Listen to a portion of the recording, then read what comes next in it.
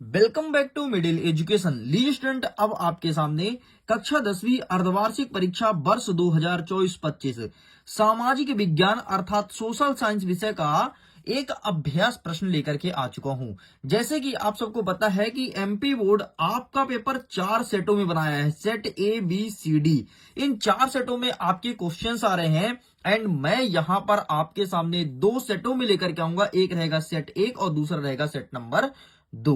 तो दोनों को अच्छे से प्रिपेयर करना है। अगर आपके स्कूल में सेट नंबर 1 आ रहा है तो 1 को अच्छे से पढ़िएगा, अगर 2 आ रहा है तो 2 अच्छे से पढ़िएगा, और अगर आपके स्कूल में सेट सी और डी देखने को मिल रहा है तो कमेंट सेक्शन में लिख करके हमें बता दीजिएगा। चलिए स्टूडेंट्स, आगे बढ़ते हैं। टोटल 23 प्रश्न देखने को मिलेगा और 3 घंटे आपको समय दिए जाएंगे। यदि मैं पूर्णांक की बात करूं तो 75 नंबर का आपका पेपर रहेगा और टोटल आपके पेपर का नंबर ऑफ पेजेस 8 रहने वाले हैं, मतलब 8 पेज का आपका पेपर देखने को मिलेगा। यहां पर आप देख सकते हैं निर्देश में लिखा है सभी प्रश्न को हल करना अनिवार्य है। प्रश्न 1 से लेकर के 5 तक टोटल 30 वस्तुनिष्ठ प्रश्न देखने को मिलेगा और इस वीडियो को एंड तक देखने के बाद डेफिनेटली तुम्हारा 30 में 30 कवर होने वाला है। आगे बढ़ते हैं। 6 से लेकर के 23 तक जितने क्वेश्चन है सभी में अतिरिक्त विकल्प रहेगा। 6 से लेकर के 17 तक जितने क्वेश्चन हैं कुल 12 प्रश्न रहेंगे जो कि 2 अंकीय रहने वाले हैं। एंड 18 से लेकर के 20 तक जितने क्वेश्चन रहेंगे वो 3 अंक के रहेंगे और 21 से लेकर के 23 तक जितने भी क्वेश्चन रहेंगे वो 4 अंक के रहने वाले हैं। एंड इन्हें सारे क्वेश्चंस को अच्छे से प्रिपेयर कीजिएगा। तो चलिए फटाफट हम आगे बढ़ते हैं और देखते हैं हमारा प्रश्न क्या कह रहा है। हमारा प्रश्न क्रमांक 1 कह रहा है कि सही विकल्प को चुन करके लिखो। इसमें पहला नंबर कहता है कि इनमें से कौन सी रबी की फसलें है, आपको पहचानना है। चावल, मोटे अनाज, चना और कपास में से कौन सी रबी की फसलें है, तो इसका सही आंसर लगाएंगे ऑप्शन नंबर सा मोटे अनाज आपका सही उत्तर हो जाएगा।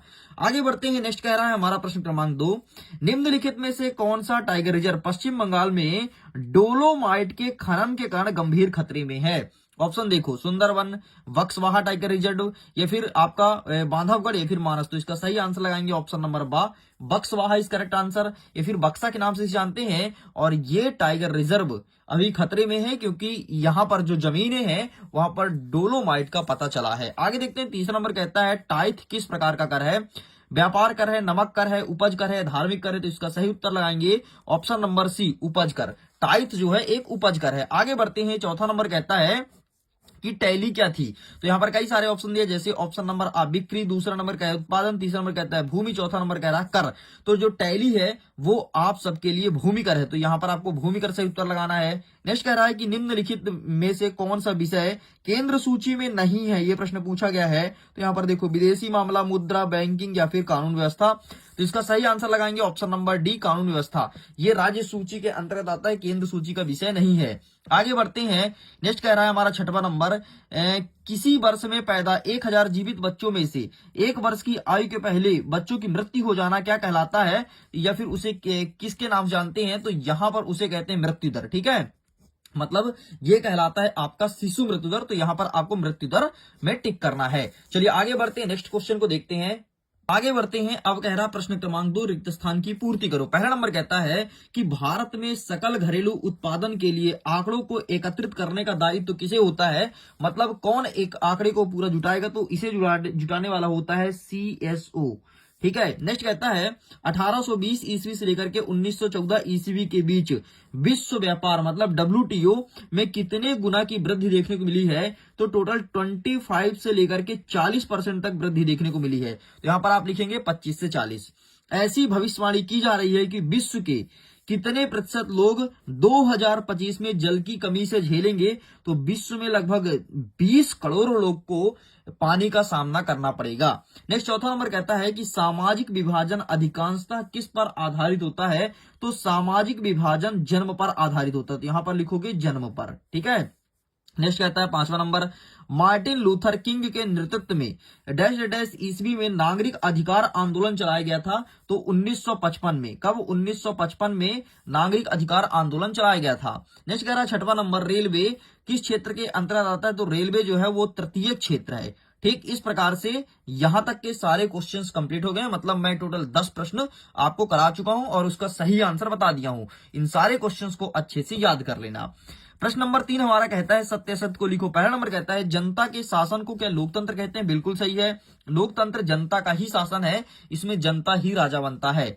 दूसरा नंबर कहता है कि रोपण कृषि के द्वारा चाय, कॉफी, रबर, गन्ना, केला इत्यादि का रोपाई किया जाता है या फिर रोपण किया जाता है, तो बिल्कुल सही है, रोपण कृषि के अंतर्गत इन सारे फसलों की रोपाई करते हैं। इसके अलावा जो चावल है वो भी आपका रोपण फसलें ही है। आगे देखते हैं, तीसरा नंबर कहता है सन 2018 तक देश के 50% रेल मार्गों का विद्युतीकरण किया जा चुका है, तो ये भी आपका सत्य हो जाएगा। चौथा नंबर कहता है कि राज्य सरकार पीडब्ल्यूडी मतलब पब्लिक वर्क डिपार्टमेंट को सड़क बनाने व मरम्मत का काम सौंपती है, तो ये आपका सत्य हो जाएगा। आगे बढ़ते हैं, पांचवा नंबर कहता है सन 2005 के आंकड़ों के हिसाब से भारत विश्व में चाय का सबसे बड़ा उत्पादक देश है, ये भी आपका सही हो जाएगा। एंड छठवां नंबर कहता है कि भारत में 100 भाषाओं में समाचार पत्रों का प्रकाशन किया जाता है, तो बिल्कुल सही है, 100 भाषा में समाचार पत्र प्रकाशित होते हैं हमारे हिंदुस्तान में।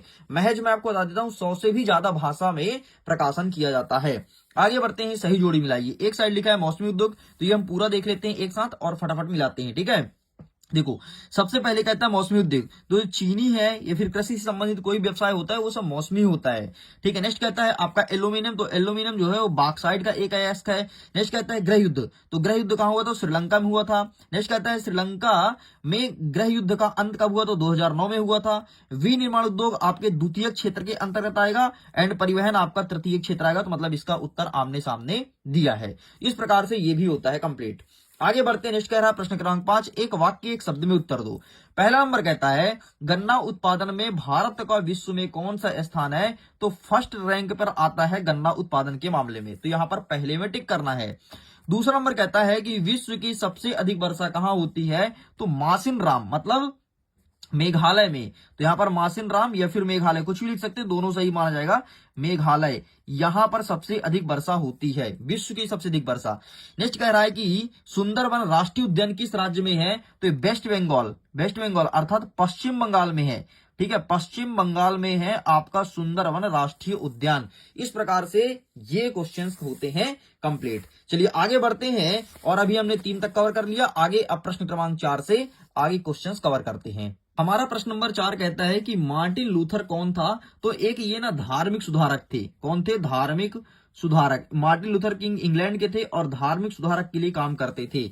2011 के जनगणना के अनुसार भारत में साक्षरता दर क्या थी? तो भारत की साक्षरता दर है 74.4%। ये है हमारे इंडिया की साक्षरता दर। स्टूडेंट्स, अगर अभी तक आपने इसके पीडीएफ को डाउनलोड नहीं किया है, लिंक डिस्क्रिप्शन बॉक्स में है, जाओ जाकर के पीडीएफ को डाउनलोड कर लो। जिस प्रकार से हिंदी के पेपर के जैसे आपको सोशल साइंस में भी टॉप करना है, तो जाइए जाकर के पीडीएफ को डाउनलोड कर लीजिए और सारे क्वेश्चंस को बेहतरीन तरीके से प्रिपेयर कर लीजिए। छठवां नंबर कहता है कि बहुमत प्राप्त न करने वाले राजनीतिक दल को क्या कहते हैं? उसे कहते हैं विपक्ष। और वर्तमान में हमारे मध्य प्रदेश में राहुल गांधी, नाम सुने ना, राहुल गांधी, ये विपक्ष के नेता हैं। बाकी पक्ष में कौन है? तो मोदी जी हैं।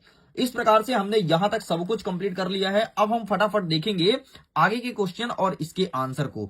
हमारा छठवां नंबर कहता है कि जलोढ़ मिट्टी की 2 विशेषता बताइए। ये रहा है आपके सामने जलोढ़ मिट्टी की विशेषता, तो आप इसका फोटो खींच लो और बढ़िया बेहतरीन तरीके से यही लिख करके आना है।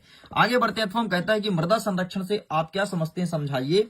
तो मृदा संरक्षण ये रहा, देखो मृदा अपरदन ही मृदा संरक्षण है, ठीक है। तो यही चीज आपको लिख के आना है। सॉरी ये यहां पर दिया है, मृदा संरक्षण से आप क्या समझते हैं, ठीक है। इस प्रश्न का उत्तर आपको यहां तक लिखना है एंड इसके बाद बस उतना ही लिख के कंप्लीट करना है। आगे बढ़ते हैं, 7वां नंबर कह रहा है कि अभ्यारण्य किसे कहते हैं। हमारा 7वां नंबर कहता है अभ्यारण्य किसे कहते हैं। तो आइए फटाफट इसका आंसर देख लेते हैं कि क्या होता है अभ्यारण्य। ठीक, तो ये रहा है आपके सामने इसका आंसर, अभ्यारण्य किसे कहते हैं। यहां से लेकर के और यहां तक पूरा आंसर आपको छाप देना है। आगे बढ़ते हैं, नेक्स्ट कह रहा है हमारा 8वां में कि जूट को सुनहरा रेशा क्यों कहा जाता है। क्यों कहते हैं हम जूट को सुनहरा रेशा, ये प्रश्न पूछा है। तो आइए फटाफट इसके आंसर्स को देख लेते हैं। तो ये रहा है आपके सामने, जूट को सुनहरा रेशा क्यों कहते हैं, आंसर लिखा गया, इसका फोटो खींच लो। आगे बढ़ते हैं, नेक्स्ट कह रहा है प्रश्न क्रमांक 8वां, वायु प्रदूषण के 2 दुष्प्रभाव लिखिए। वायु प्रदूषण के 2 दुष्प्रभाव बताना है, मतलब कौन कौन सी समस्या होती है वायु प्रदूषण से। ये रहा है आपके सामने आंसर, वायु प्रदूषण के 2 दुष्प्रभाव, फोटो खींच लो। आगे बढ़ते हैं, नेक्स्ट कह रहा है कि अथवा में कि उदारवाद का अर्थ है। देखिए अथवा सही पूरे क्वेश्चंस करा रहा हूं, सारे क्वेश्चंस को अच्छे से पढ़ लेना, ठीक है। तो ये रहा उदारवाद आपके सामने, तो इसका फोटो खींच लो, बढ़िया बेहतरीन तरीके से प्रिपेयर कर लो।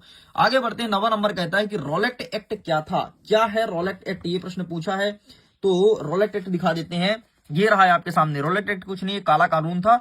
तो ये रहा, आप इसका फोटो खींच लो। अथवा में कहता है कि सांप्रदायिक राजनीति किसे कहते हैं। क्या होता है सांप्रदायिक राजनीति, किसे कहते हैं?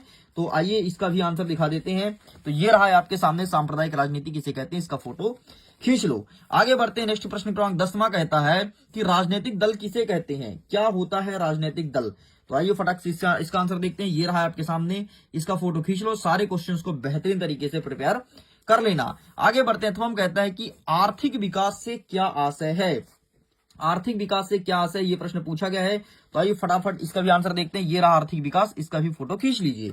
ठीक है, आगे बढ़ते हैं। प्रश्न क्रमांक 11 कह रहा है कि प्राथमिक, द्वितीयक एवं तृतीयक क्षेत्र के एक एक एग्जाम्पल देना है। तो देखो यार, जितने कृषि से संबंधित आते हैं ना, सब प्राथमिक क्षेत्र हैं। द्वितीयक में जितना आपका सेवा आता है सारा द्वितीय क्षेत्र, और जितना उद्योग आता है द्वितीय क्षेत्र, और जितना सेवा क्षेत्र आता है तृतीयक। जैसे मैं आपको पढ़ा रहा हूं, ये आपके तृतीय क्षेत्र में आएगा।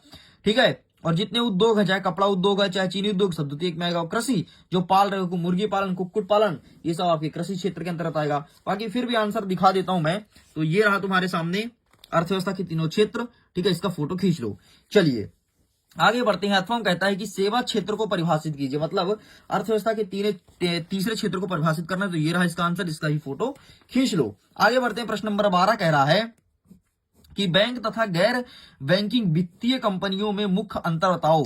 बैंकिंग तथा गैर बैंकिंग वित्तीय कंपनी में मुख्य अंतर क्या, कौन कौन सा डिफरेंस है, ये चीज पूछा गया है। तो आइए फटाफट इसका आंसर मैं दिखा देता हूं। तो ये रहा है आपके सामने। ठीक, ये रहा, फटाफट आप इसका फोटो खींच सकते हो। ये रहा। ठीक, प्लीज टेक अ स्क्रीनशॉट। चलिए साइड करते हैं। नेक्स्ट इसके अथवा क्वेश्चंस को कवर करते हैं। नेक्स्ट हमारा अथवा कह रहा है कि बहुराष्ट्रीय कंपनी से आप क्या समझते हैं। ये प्रश्न पूछा गया है कि बहुराष्ट्रीय कंपनी से आप क्या समझते हैं। तो आइए फटाफट इसका आंसर दिखा देते हैं। तो ये रहा इसका आंसर। ठीक, बहुराष्ट्रीय कंपनी से आप क्या समझते हैं, इसका भी फोटो खींच लो। आगे बढ़ते हैं। प्रश्न क्रमांक 13 कह रहा है कि वस्तु विनिमय किसे कहते हैं। क्या प्रश्न पूछा है, वस्तु विनिमय किसे कहते हैं। तो आइए दिखाते हैं फटाफट इसका आंसर। तो ये रहा वस्तु विनिमय किसे कहते हैं, आप इसका फोटो खींच लीजिए। आगे बढ़ते हैं। अथवा कहता है कि गांधी जी का धार्मिक और राजनीतिक के विषय में क्या विचार था। गांधी जी का धार्मिक और राजनीतिक विषय में क्या विचार था। तो ये नए टाइप के क्वेश्चन है, तो इसका आंसर आप स्वयं फाइंड करेंगे। ठीक है, ये आपके लिए मैं एक होमवर्क दे रहा हूं। 14 नंबर कह रहा है कि गठबंधन सरकार से क्या आशय है। ये प्रश्न पूछा है कि क्या होता है गठबंधन सरकार। तो आइए फटाफट इसका आंसर मैं दिखा देता हूं। ये रहा तुम्हारे सामने गठबंधन सरकार, इसका फोटो खींच लो और अच्छे से प्रिपेयर कर लेना। आगे बढ़ते हैं। अथवा कहता है कि संघीय सरकार किन्हें कहते हैं। संघीय सरकार क्या होता है, किसे कहते हैं संघीय सरकार। तो आइए फटाफट इसका आंसर दिखाते हैं। तो ये रहा तुम्हारे सामने इसका आंसर। ठीक, तो इसका भी फोटो खींच लो। संघीय सरकार, संघीय सरकार, ये संघीय व्यवस्था पूछा है। ठीक है, और ये है संघीय शासन व्यवस्था, ये संघीय सरकार। ठीक, आप इसका फोटो खींच लो। आगे बढ़ते हैं। 15 नंबर कहता है कि रूढ़िवादी से आप क्या समझते हैं। ये सारे क्वेश्चन से 2 अंक के प्रश्न, ध्यान देना। ठीक है, 2 अंक के मतलब छोटे छोटे क्वेश्चन है, इसलिए इसका आंसर भी आपको छोटे छोटे ही लिखना है। ठीक है, तो इसका आंसर मैं दिखा देता हूं फटाफट। ये रहा तुम्हारे सामने रूढ़िवादी का आशय, तो इसका भी फोटो खींच लो। आगे बढ़ते हैं। नेक्स्ट कह रहा है इसके अथवा में कि भारत में कृषि पर आधारित उद्योग कौन कौन से हैं। मतलब ऐसे कौन से उद्योग हैं जो भारत में कृषि पर आधारित है। भारत के जितने भी उद्योग है ना, लगभग कृषि पर ही आधारित है। लेकिन ऐसा हमें कोई दो उद्योग का नाम लिखना है। तो ये रहा भारत में कृषि आधारित उद्योग, वस्त्र उद्योग, चीनी, कागज, पटसन, ये सारे उद्योग कृषि आधारित है। तो इसका फोटो क्लिक कर लो। आगे बढ़ते हैं। 16 नंबर कह रहा है कि ऊर्जा के खनिज संसाधन का नाम बताओ। तो आओ फटाफट देखते हैं क्या होगा ऊर्जा के खनिज संसाधन। तो ये रहा इसका आंसर, ऊर्जा के खनिज संसाधन। ठीक, तो ऊर्जा खनिज संसाधन, इसका भी फोटो खींच लो। ये सारे क्वेश्चन 2 अंक के प्रश्न है। अथवा में कहता है कि रबी की फसलें और खरीफ की फसल का नाम बताओ। केवल हमें नाम बताना है कि कौन कौन सी फसलें रबी की फसलें है और कौन कौन सी फसलें खरीफ की फसलें, बस, बाकी कुछ नहीं करना है। ठीक, तो ये यहां पर आ जाओ, ये दूसरे नंबर पर उत्तर लिखा है। ठीक है, तो इधर का ये लिख लो आपके खरीफ का, और इधर हो गया आपके रबी का। चलो साइड करते हैं। नेक्स्ट कह रहा है हमारा प्रश्न क्रमांक 17, भारत में उगाए जाने वाली मुख्य रेशादार फसलें कौन कौन सी है। तो आइए फटाफट इसका आंसर देखते हैं। ये रहा तुम्हारे सामने आंसर, ये रेशादार फसलें कौन कौन सी। तो आप इसका स्क्रीनशॉट ले लीजिए। ठीक है, चलो साइड करते हैं। नेक्स्ट हमारा क्वेश्चन क्या कह रहा है इसी के अथवा में, पहाड़ी क्षेत्र में मृदा अपरदन के रोकथाम के लिए क्या कदम उठाए जा सकते हैं। तुमको पता है ना कि पहाड़ी क्षेत्र पर बहुत ज्यादा मृदा अपरदन होती है, तो इसके लिए हम ऐसा क्या कर सकते हैं कि मृदा अपरदन ना हो। तो आइए देख लेते हैं फटाफट इसका आंसर। तो ये रहा तुम्हारे सामने आंसर, पहाड़ी क्षेत्र पर मृदा अपरदन रोकने के लिए उपाय। ठीक है, आगे बढ़ते हैं। नेक्स्ट कह रहा है 18 नंबर, मृदा परिच्छेदिका से क्या तात्पर्य है, स्पष्ट कीजिए। क्या होता है मृदा परिच्छेदिका, ये चीज पूछा है, तो आइए फटाफट देख लेते हैं। मृदा परिच्छेदिका से क्या तात्पर्य है, 3 अंकीय शायद प्रश्न। ठीक है, हाँ 3 अंकीय प्रश्न चालू हो गया भाई, 3 अंकीय प्रश्न यहाँ से चालू हो गया, इस चीज को ध्यान रखना। अथवा में कहता है कि जलोढ़ मिट्टी और काली मिट्टी में अंतर बताओ। ये रहा तुम्हारे सामने जलोढ़ और काली मिट्टी अंतर, इसका फोटो क्लिक कर लो। आगे बढ़ते हैं। 19 नंबर कहता है जैव विविधता क्या है, यह मानव के लिए क्यों महत्वपूर्ण है। ठीक है, जैव विविधता मतलब जीवों में विविधताएं। तो आइए फटाफट जैव विविधता भी आपको दिखा देता हूं। तो ये रहा तुम्हारे सामने जैव विविधता। ठीक, इसका फोटो क्लिक करो एंड इसका फोटो क्लिक करो, बस इतना लिख करके चले आना है। आगे हमारे अथवा कहता है कि बांगर और खादर मृदा के बीच अंतर स्पष्ट कीजिए, कि क्या होता है बांगर मृदा और क्या होता है खादर मृदा। तो ये रहा बांगर और खादर, इसका भी फोटो क्लिक कर लो। इस प्रकार से हमारा सब कुछ कंप्लीट होता है। चलिए आगे बढ़ते हैं और नेक्स्ट आगे क्वेश्चंस को कवर करते हैं। ये रहा आपके सामने प्रश्न क्रमांक 20वां नंबर कह रहा है कि रबी की फसलें और खरीफ की फसलों में अंतर स्पष्ट कीजिए। अभी आपसे केवल फसल का नाम पूछा था, लेकिन अब आपसे पूछ ले कि अंतर बताना है रबी और खरीफ में। तो आइए इसका आंसर दिखा देता हूं। कौन सा प्रश्न है, प्रश्न क्रमांक 20। तो ये रहा 20 का आंसर। ठीक, तो इसका फोटो क्लिक कर लो, रबी और खरीफ की फसलों में अंतर। आगे बढ़ते हैं। अथवा कहता है कि अग्नेय तथा कार्यांतरिक चट्टानों से खनिज का निर्माण कैसे होता है, पूरा प्रोसेस हमें बताना है कि किस प्रकार से हमारे चट्टान का निर्माण होगा। तो आइए फटाफट दिखा देते हैं। ये रहा आपके सामने आंसर, तो आप इसका फोटो क्लिक कर लो। आगे बढ़ते हैं। प्रश्न नंबर 21 कह रहा है कि अपसादी चट्टानों के निर्माण में अपसादी चट्टानों में खनिज का निर्माण किस प्रकार से होता है। ठीक है, अपसादी चट्टानों में खनिज का निर्माण किस प्रकार से होता है, ये प्रश्न पूछा है। ये रहा आपके सामने आंसर, इसका भी फोटो क्लिक कर लीजिए। आगे बढ़ते हैं। नेक्स्ट इसके अथवा में कहता है कि परंपरागत तथा गैर परंपरागत ऊर्जा संसाधन में अंतर बताओ। तो परंपरागत तथा गैर परंपरागत, तो ये रहा आपके सामने अंतर, इसका भी फोटो क्लिक कर लीजिए। आगे बढ़ते हैं। 22वां नंबर कहता है कि सविनय अवज्ञा आंदोलन का वर्णन कीजिए। ठीक है, तो आइए फटाफट दिखा देते हैं सविनय अवज्ञा आंदोलन पर वर्णन। तो ये रहा है आपके सामने सविनय अवज्ञा आंदोलन पर टिप्पणी, इसका फोटो खींच लो। ठीक है, इसके बाद आगे भी है थोड़ा सा, ये पूरा आपको लिख करके चले आना है। आगे बढ़ते हैं। अथवा कहता है कि भारत में आधुनिक राष्ट्रवाद के उदय का 4 कारण लिखो। ऐसा क्या कारण था जिस कारण आधुनिक राष्ट्रवाद का उदय हुआ, एंड ये रहा इसका आंसर। ठीक, तो इसका फोटो खींचो एंड इसका फोटो खींचो, इस प्रकार से पूरा लिख के कंप्लीट करना है। आगे बढ़ते हैं। प्रश्न क्रमांक 23 कह रहा है कि भारत में मानचित्र के तापीय ऊर्जा स्रोत तथा क्षेत्र को दर्शाना है। यहाँ पर सिंगरौली, अमरकंटक और दुर्गपुर और नावेली है। अथवा कहता है कि भारत के मानचित्र में तेल क्षेत्र को दर्शाना है, डिब्रूगढ़ या फिर डिगबोई, नाहरकोटिया, मुंबई हाई और बसीन। तो इन सब का मैप ऑलरेडी मैंने भर रखा है, लिंक डिस्क्रिप्शन बॉक्स में है, जाओ जाकर के मैप को डाउनलोड कर लीजिए। तो इस प्रकार से स्टूडेंट्स पूरे क्वेश्चंस को मैं कंप्लीट करा दिया हूं। मैं उम्मीद करता हूं वीडियो काफी पसंद आया होगा। अगर वीडियो के पीडीएफ को डाउनलोड नहीं किया तो लिंक डिस्क्रिप्शन बॉक्स में जाइए, जाकर के डाउनलोड कीजिए। और मैंने इस वीडियो में प्रश्न क्रमांक 1 से लेकर के 23 तक का संपूर्ण प्रश्न और उत्तर दे दिया है। तो जाओ पीडीएफ डाउनलोड कर लो, तुम्हें सब कुछ मिल जाएगा। ओके, मैं वीडियो को एंड करता हूं, जल्द ही मिलते हैं सेट नंबर बी के साथ। ये आपके सामने सेट नंबर ए था। Okay, bye bye.